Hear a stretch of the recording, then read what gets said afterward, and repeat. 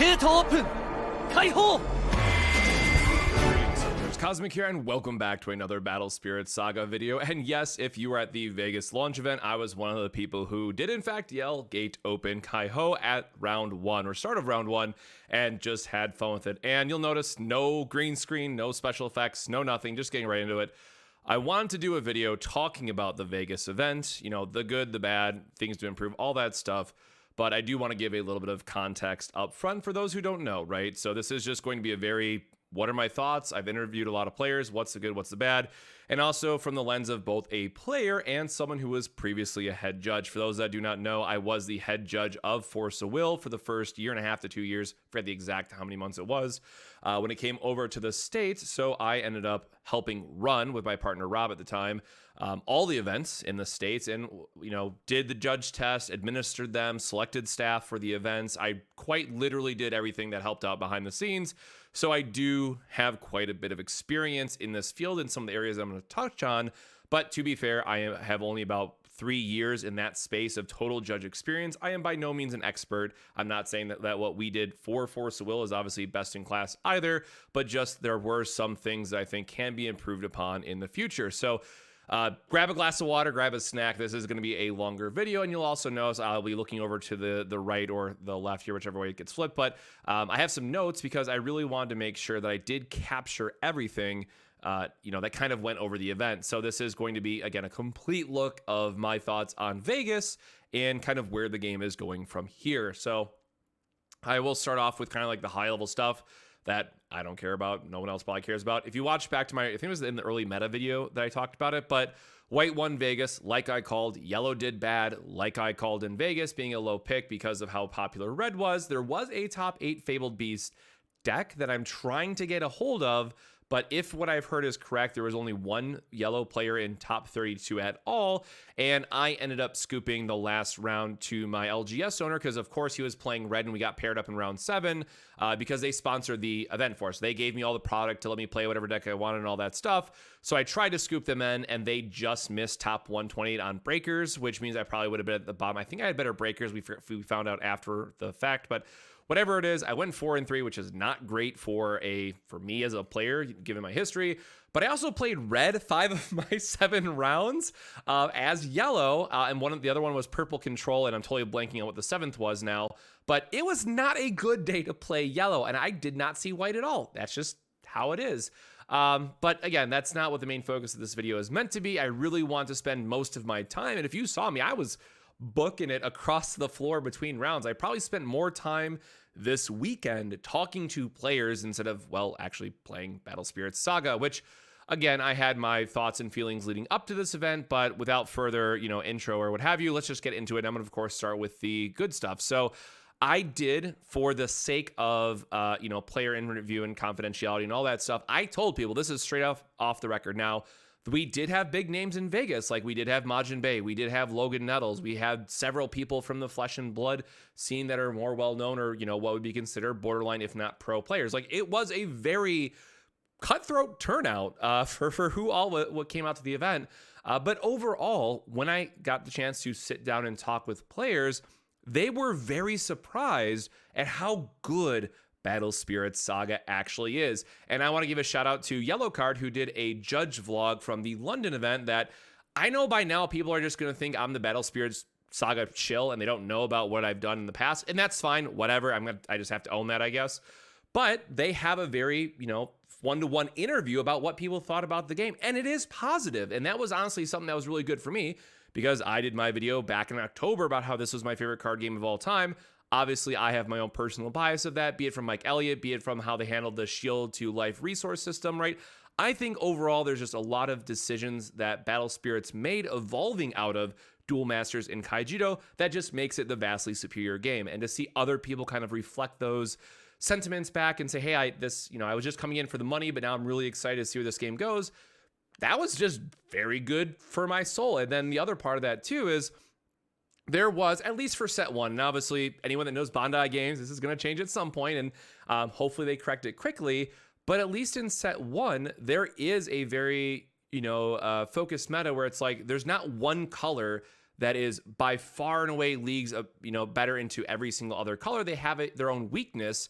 Now, again, red does have a little bit of advantage just because of its early card draw and things of that nature. But as we get a deeper card pool and as we get more sets, I'm sure some of those features will kind of, work themselves out. Obviously, red is always going to be good against yellow. That's just how it is, right? We know the promo that we're getting at the end of April. And sorry, yellow mains, our time is not anytime soon to shine. Maybe with set 2 bringing in green and then blue, which gives us more room to interact with. That might be a little bit better. But as long as red and then obviously purple is another one that's not as favored, but you can do some things against purple to make that matchup in particular not as bad. As long as red is popular as it is, it's not good for us. So, maybe it's going to be on the back burner for a little bit. Now, that's not to say, obviously in Vegas, and I'm sure we'll see something in the later events coming up soon, people will top 8 or make top cut with yellow. Like, it just will happen. That said, as someone who's play tested a lot, unless those tournament pack promos are really, really spicy, it is definitely going to take a back foot to the other 3 colors, in my opinion. So again, very positive on the game.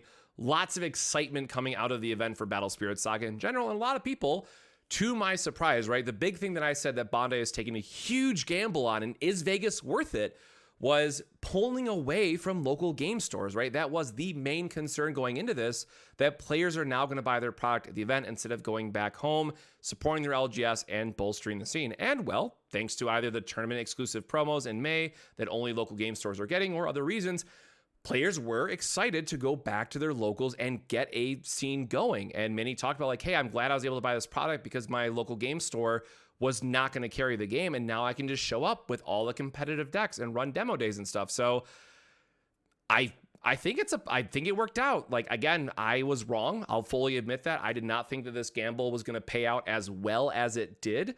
But Bandai, big brain, kudos, way smarter than me. And I think they hit a home run on that regard. Now, there are some problems with that I'll mention at the end of this video, but at least from a player excitement and engagement standpoint and going back to their locals to support Battle Spirits Saga, good job. You definitely hit the mark on that one. Going into some of the other positive things about the event, there was a 30-minute lunch break, and it was actually 30 minutes. Now, this was the same venue that the Tales of Aria event for Flesh and Blood was at, so I was familiar with it, but I can understand where a lot of players might not have been. So it was overpriced convention food at the end of the day. I mean, this is like standard for any major GP that you go to across any game. If you're lucky enough to have food, that is. Some of them definitely haven't.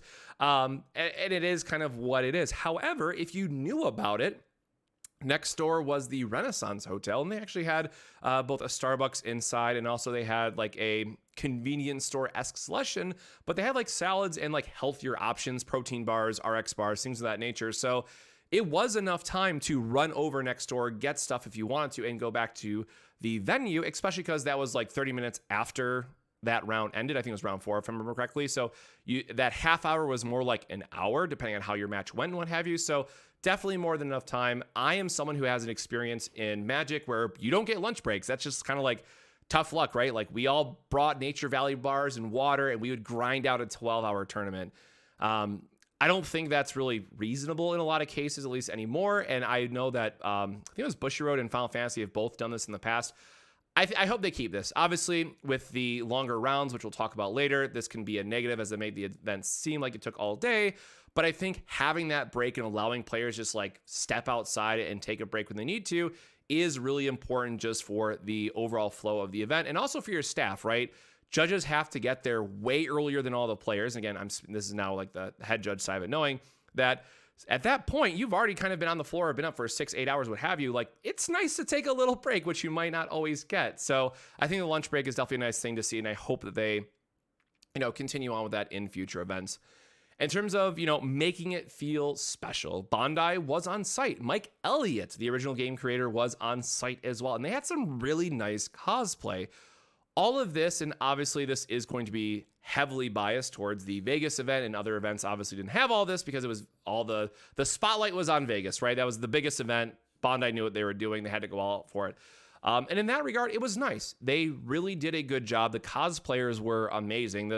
You've seen photos on Twitter and all that stuff, but they did a really great job. There was a lot of great photos that came out of it. Mike Elliott was just on the floor, always signing.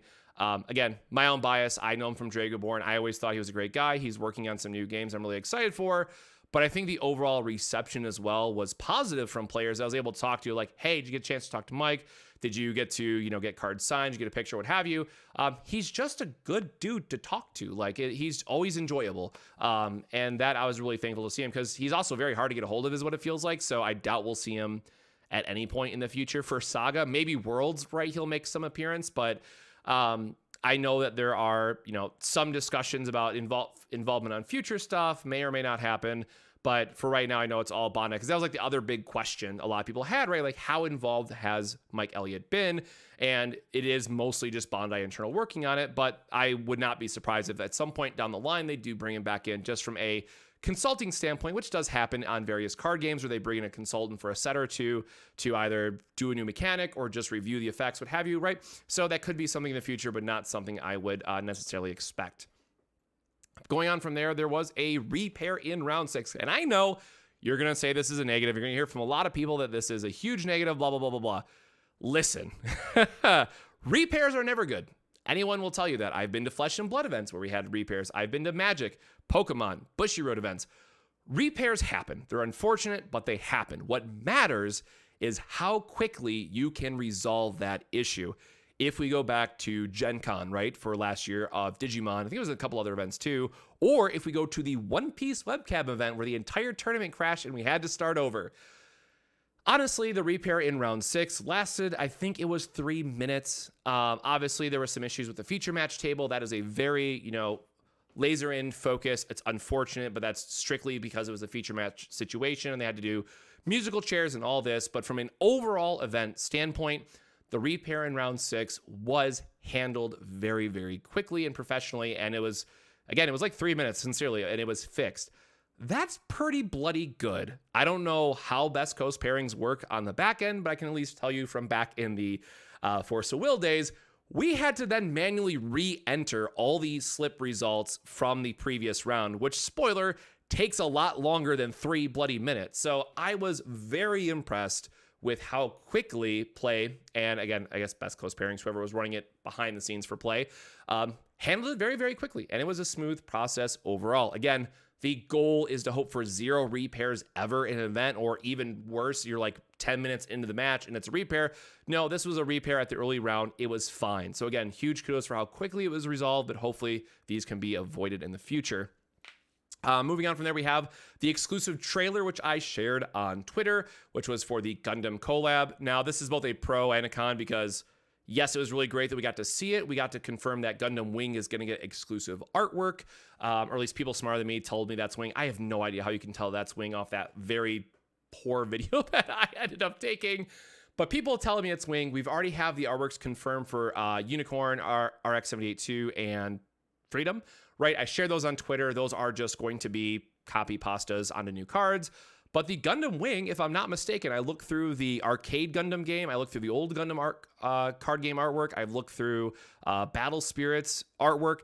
Gundam Wing artwork doesn't exist for a card game. So we might actually get Battle Spirits Saga exclusive Gundam Wing artwork, which would be sick. And if my quote-unquote retweets are anything to go off of, that did get the international or JP Battle Spirits players really interested. So we could see some international demand for that.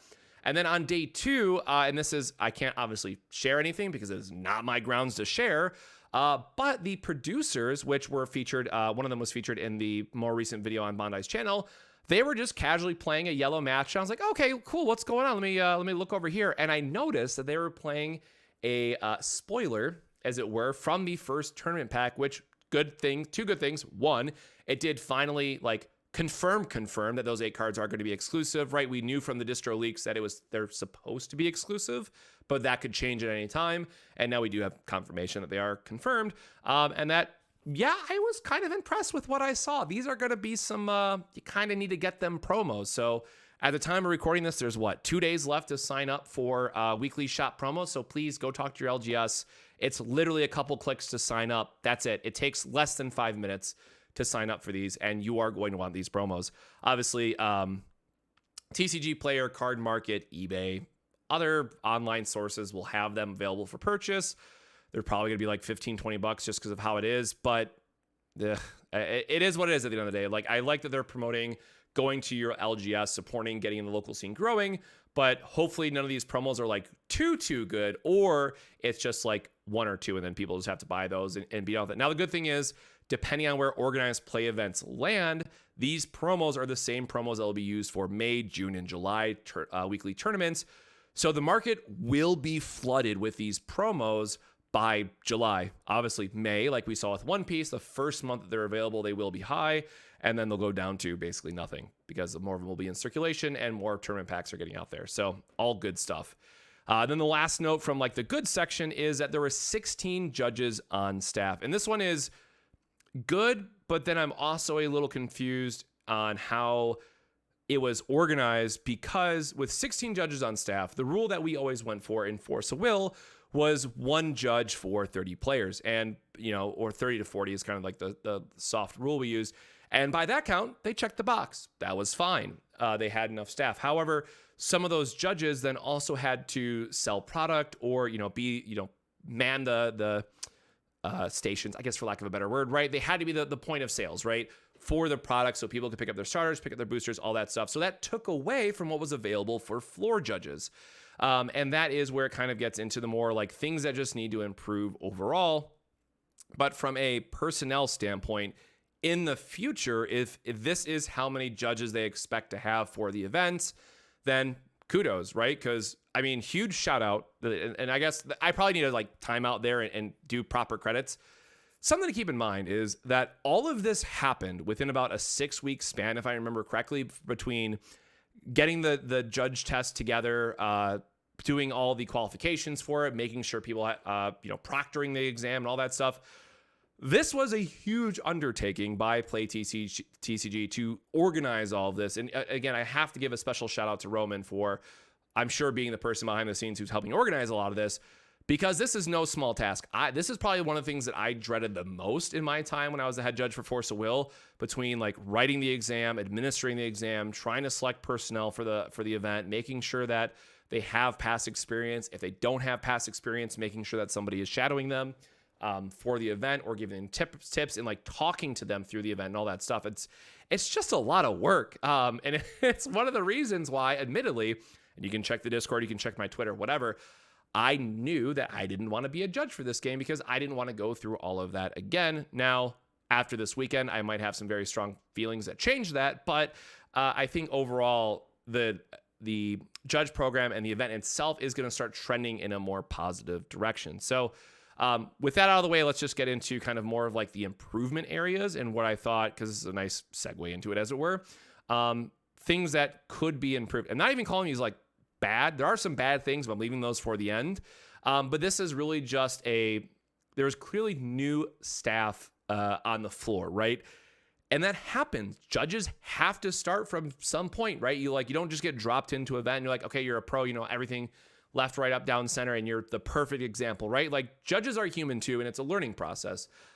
I admittedly was probably a terrible head judge for my first few events, even with having Rob help me out, because there's just so much information to take in when you're new and when you're in this position and experiencing major hiccups for the first time. And it's a lot to learn. And I definitely want to stress that for how the event went and for what we saw, I think they definitely did a passable job for the first Battle Spirits Saga event, but I do hope that they're ran better in the future. Getting into it now, I'm going to leave out their name in case they don't want to be tagged. It was on Twitter. You can go look it up and all that stuff. But there was one situation in particular that really didn't sit well with me, that there was I think they were in the feature match too, which was another problem with it. But there was an individual who had to excuse himself to go to the restroom. And apparently, like, the Bondi law is very strict on their floor rulings. So rightfully, the head judge ultimately ruled, and the judges at the time ruled, that they would not be able to leave the match, or they would suffer a game loss. After that, there was a bet of back and forth that, okay, well, yeah, I understand it's an emergency. We'll give you 5 minutes, but you have to be back in 5 minutes, or it is a game loss. This is something that I am guilty of. I'm sure other young judges are guilty of, or I shouldn't say young, inexperienced judges are guilty of as well. There are times where you're trying to do what's right by, again, the law of what's in the tournament rule manual or otherwise, but exceptions do need to be made. And this one really expands onto an overall theme that we saw is appropriate time extensions were not given, especially if something like you ask a judge question, they have to go verify with the head judge, they disappear for like 10 minutes, and then you just don't get an extension. I did talk to some players throughout the weekend who felt that they should have gotten at least a 5-minute extension for it. So this is one area that I'm sure will be improved upon in the future as more of these things come up. Because again, I've very much been in that spot myself where judges just have not experienced something before or are unfamiliar with how much they can bend the rules of Bandai and things of that nature. So on that line as well, during round 5, I think it was my round 5 match, I am a very loud person, so I know that my judge call was heard. But one thing I noticed is that judges didn't really have a zone that they were responsible for. I don't know if this is a thing in Magic, just straight up, I'll admit, I don't know how other games do it, but in Force of Will, generally what we do, if we had 8 judges and there were 4 sections of the tournament, we would then put 2 judges who would be locked in to those sections of the tournament flooring. That way you could just cut down on the runtime for judge questions to judge questions. I was pretty much at the opposite end of, I don't know how many tables it was, but it took a judge call sincerely 3 to 5 minutes to get answered. And at that point, you know, I really felt like putting my hand down at that. And like, I'll just take the loss. It was against someone in the Discord as well. I'm not going to name drop them because I don't want them to be like, you know, get called out for like the judge call or anything like that. But I knew better. We were in the match. Like, always ask for a judge call. That's the right thing to do, right? If you're at any point you're unsure about a ruling, call for a judge, period. But it was at a point where I didn't really care about my record, and I just felt like, you know what, I'll just scoop it. I don't care. It was a red matchup. 99% of the chance I'm losing anyways. Let's just move on. But it still felt bad that a judge came from like 3 sections over that we finally got a ruling for it. And I think that's just one of the areas where the time between judge calls and rulings and whatnot can greatly be reduced if you kind of assign judges to these different zones or different tables that they're more or less assigned to. And obviously you have to have judges for the feature match table. Judges are going to be on break, right? There are other considerations to be had here, but I would really like to see more zone coverage, right, as it were. Going on to the start of the event, and this one was an interesting one. So and this isn't even like a play thing, right? This is a all on Bandai thing. One thing that I've been harping on since it was December, if I'm not mistaken, Bandai Japan stream, is that they mentioned and they promised that a BTCG or Bandai TCG Plus app, for those that don't know, and website, an update was coming that would be used for their events. Now, to be fair, the first half of the update has been really good. The updates to the website and app, very, very good. They're doing good on this promise, except for the part where they don't have the tournament side of it finished yet. The reason why this is so important, again, going back to the Digimon Gen Con example, is that it did crash the entire event, and that is completely unacceptable. So this creates a situation where Play TCG had to end up using Best Coast pairings. They tried to get players, like there was announcements after announcements after announcements of please turn in your deck list the night before. And yes, there is a case that some people will say like, oh, they should have just made all deck lists, you know, guaranteed the night before, or due the night before, right? So they could start the second day on time. But then you also have to remember that some people didn't get their product until like 8 o'clock at night that night. If I'm not mistaken, Play also stuck around longer to try to get more product into players' hands, as well as opened early so players could get product in hand Saturday morning. So from that like side of it, this is just scuffed, right? It was a launch event. It was just a very unfortunate series of events that led us up to that point where it started an hour late.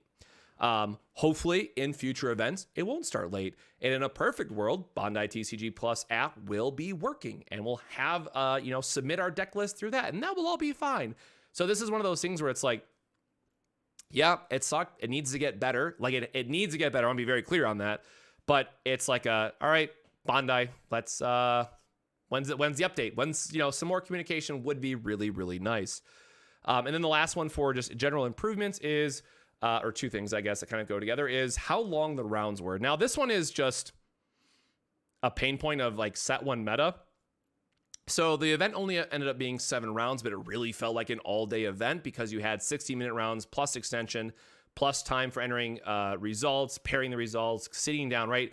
These rounds were very, very long. Now, anyone who knows Battle Spirits or Bandai games in general, this won't be a problem at all a year from now. It just won't. The way the game's going to evolve, the way that we're going to have, I'll just chalk it up to power creep just so I don't make a whole 10-minute segment on this part of it, right? But burst spirits, braves, things like that, the game is going to speed up. It's going to happen, right? We know that the 60-minute rounds will be more than enough time in the future, but the question is, where does this leave us for the next 6 months, right?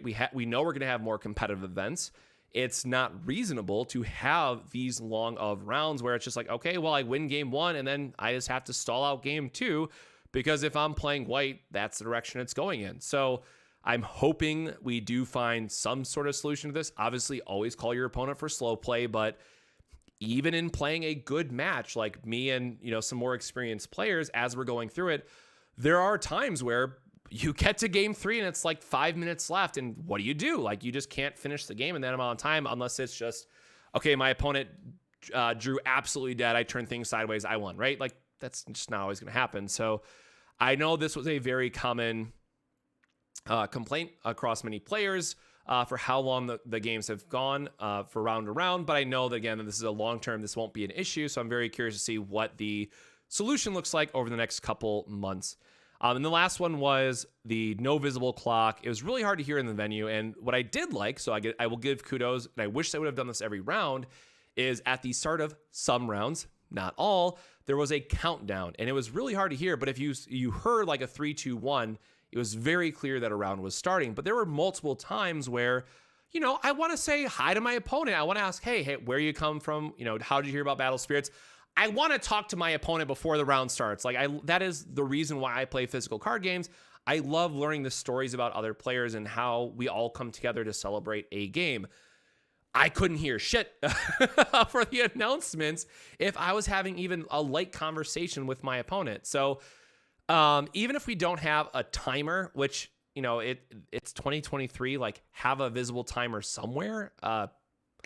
That is one thing. That is like the one thing that's like improved / this was just bad because I felt like it was more standard lately. But they did give time warnings at 30, 15, and 5, I think it was.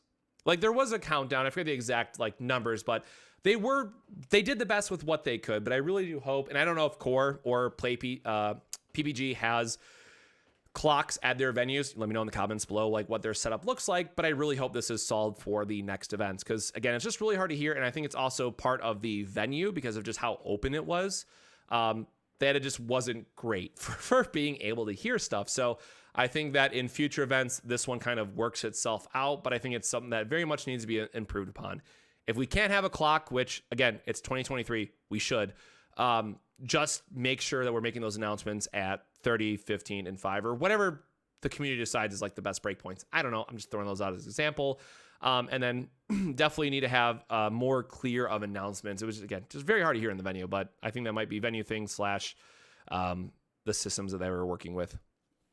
So let's get into the actual bad. So again, a lot of forgivable stuff, all things considered. No, it wasn't a perfect event. Yes, there were some hiccups, but the game is good. A lot of inexperienced judges or first time running into stuff, like, that is understandable from a first major event thing. Now, again, with all the prize money and all that stuff, we need to see and do better in future events. And I think that there will be a lot of, eyes on how the first major events post-launch go for all the things I just talked about in the last 28 minutes or whatever. So going on to the actual bad, like things that I legitimately have a huge issue with and frankly are unforgivable. Is, well, I guess two things, then the last one's just a discussion point, but no organized play announcements, like zero, nothing. We had the really cool Gundam announcement and then just zero follow-up. Now, again, I'm recording this, the Tuesday after Vegas, so there could be something on Friday because Bandai loves their Friday news announcements, right? That's been the standard for 4 months now, whatever it's been. So we could see something, but Bandai is now in a position where there is a lot of eyes on this game. There's a lot of positive feedback coming out of these launch events. People are excited. They now want to talk to their LGS. We have to keep this momentum going. Now, again, if you were in Vegas, you heard rumors, and those rumors have already started spreading to the Discord and stuff. They are not confirmed. I want to stress this.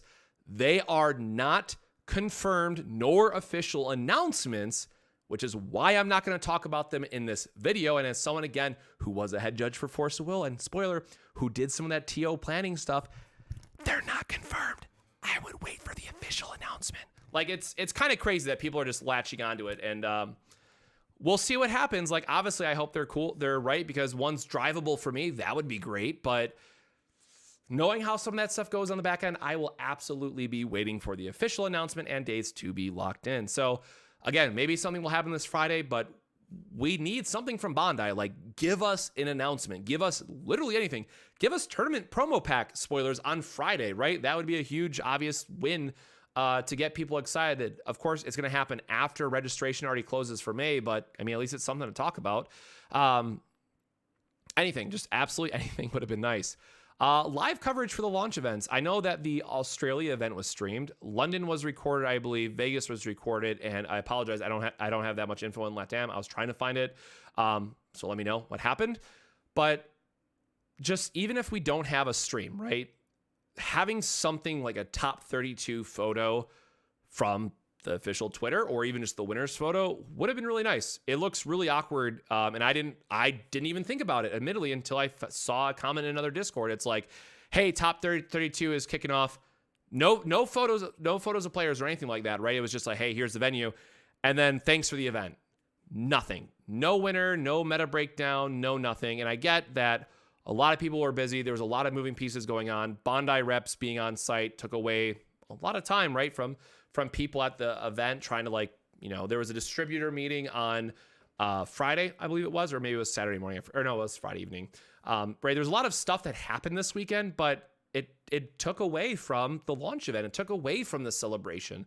And I think it's right for a lot of people to voice their concerns that there's nothing from any of the launch events that are put anywhere. So I really hope this is something that we see better communication on going forward. Put an article on the website. Like, I'm sure stuff is coming, but to have nothing at all, even a couple days now after the event, does feel really, really bad. And there's a lot of players, Facebook, Discord, Twitter, like, hey, what won? What did well? I am excited to play this game. Let me see some lists, right? So I think this kind of goes back to the whole momentum topic, right? There's a lot of eyes on the game right now, and there's a lot of attention to, let's start building our local scenes. Let's start getting people excited for these major events that'll start happening in, I assume May, June, July, August, right? The later months, the summer months coming up, and start talking about it, celebrating the game. And there just hasn't been anything yet. So that is a massive, massive, massive ball drop. In my opinion, that's just kind of left there until we get more announcements. Now, again, it is a very easy fix for the next event, wherever that's going to be. And I hope we do see it. So, my personal hope is that, I think Bushiroad even does this. I know we did it for Force of Will. I know we've done it for other games or through third-party sites, but have some kind of player interview up. I know Eggman is the go-to Bandai. He is Bandai the guy, right? I get that. That's his role. And I don't know all the, contracts and stuff that he has that's set up. But at the end of the day, you can't put all of your well wishes, I guess, right, onto one person.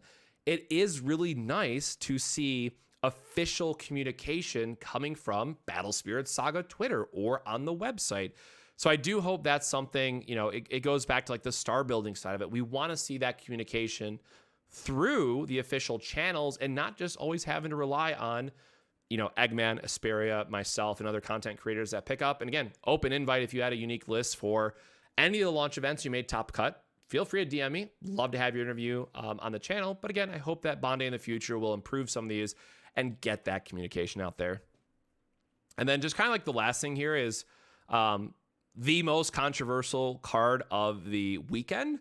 And spoiler, it's not Absolute Ice Shield. So one thing that we have to take into consideration as we look to Saga, right, taking over the 15-year history of Battle Spirits and the pieces that we are getting or not getting, right?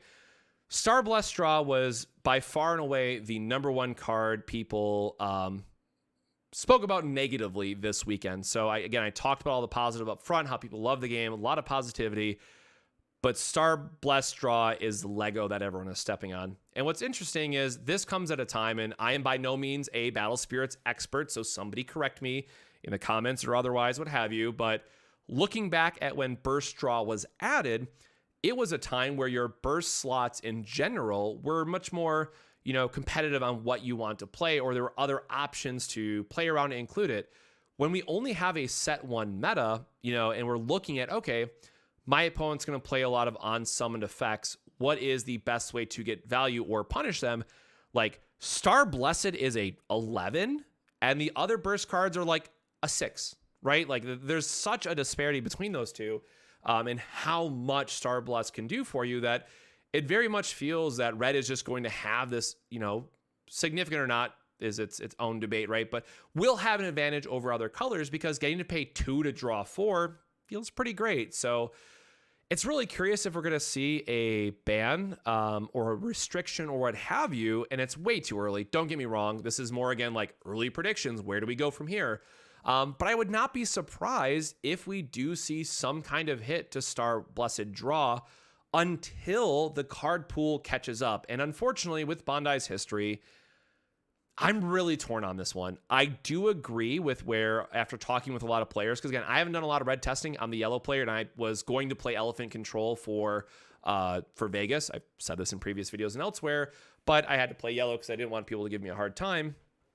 But again, looking at what Star Blessed allows in some of those decks or in those matchups, it's kind of scary. And again, maybe the tournament pack promos help with this. Maybe EX01 helps with some of this. Maybe set 2 helps with some of this. So it's like, sure, let's ban Star Blessed Draw, have a bit more burst diversity and things of that nature.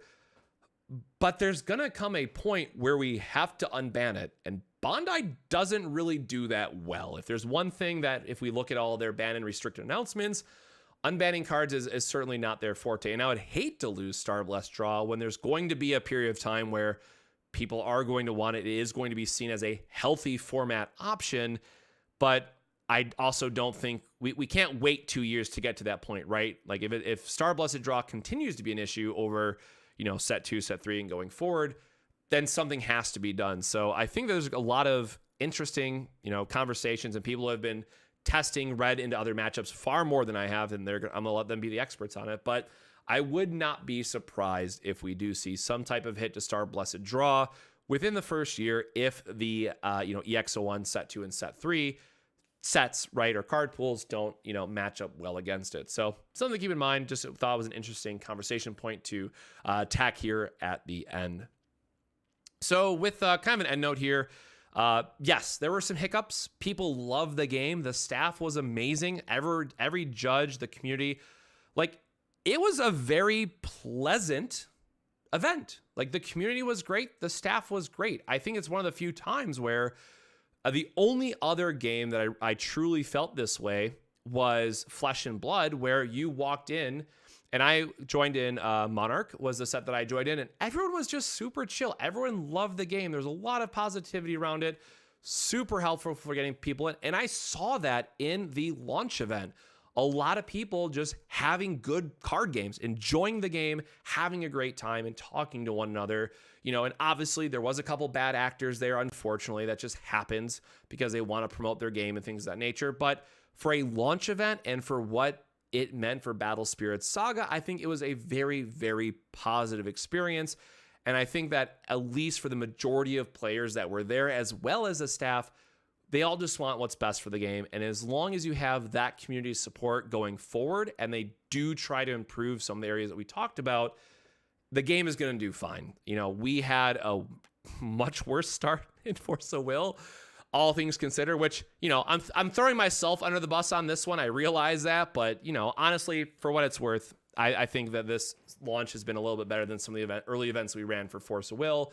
And I think just the overall structure that Bandai has in place compared to where we were with Force of Will, the game is just going to do so much better. I think that, again, I have to give credit to Play TCG because they are the ones spearheading it. But just even from an organized play and judging and staffing perspective and, helping out local game stores, they are far, far, far ahead of where we were for Force of Will. And I get it. Like, not every game can have Star City Games or Channel Fireball, host their, big GPs out of the event. People who have been doing this for like 20 years or whatever it's been, right? That's just not the reality. And full disclaimer, I don't know how long Core, Play, and PBG have been doing events for Bondi, but in general, from what I've been able to gather for, these particular events, and obviously Dragon Ball only being 6 years, it does really feel like a lot of them are relatively newer with how the events are ran, how hiccups that come up, all things of that nature. So I think there's a lot of positive stuff going forward. And again, I do apologize. This was now a 40-minute video, but I think there was just a lot to talk about. I really want to pick apart every single bit of it.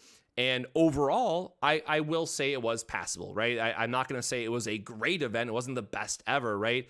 But given the considerations, given the limitations, given everything I talked about up to this point, yeah, I would say Vegas was worth it. I think that overall, it was a good event. It got product in the hands of players who don't have a local game store to go back to, that are now excited to go back to their LGS and talk about this game.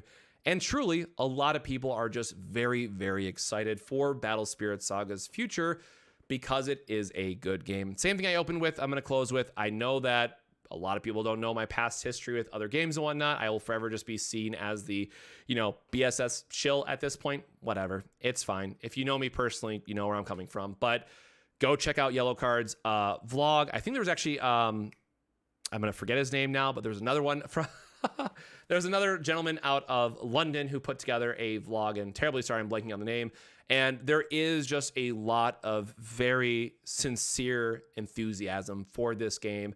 And again, as someone who was a little bit worried leading up to the launch events, because I am someone who strongly, strongly, strongly believes that Bondi needs to do more for their local game store, I was very happy with what I heard at the event for future stuff coming up, and just good news overall to come in the following months. So yeah, it was kind of dicey there at times, but overall I am very, very happy with how the event went. So with that, this is just a recap on all things Vegas. I'm going to try to do a couple player interviews between now and the end of the week.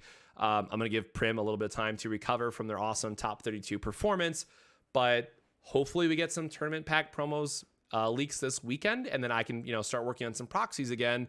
And, we'll get back to recording some more content for YouTube and some more gameplay stuff using the Top Cut list. So with that, my friends, here's to a new week, and here's to a very awesome future for Battle Spirits Saga. So with that, stay safe, enjoy your week, stay hydrated, and I'll see you in the next one. Cheers.